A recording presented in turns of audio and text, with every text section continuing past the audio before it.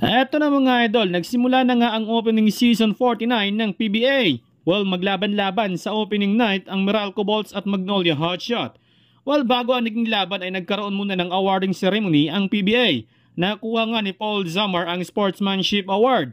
Para naman sa Most Improved Player ay nakuha nga ito ni Junard Clarito ng Rain or Shine. Well, deserved nito ang award mga idol dahil magandang ipinakita nito sa koponan na kung saan ay nag-average nga ito ng 12 points, 4.9 rebounds at 1.7 assists per game.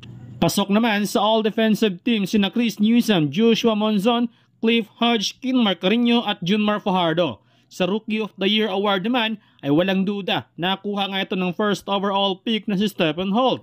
Malaking katanungan dito ay kung magtuloy-tuloy kaya ang magandang performance ng kanyang bagong team sa Barangay Ginebra. Well, aabangan natin yan.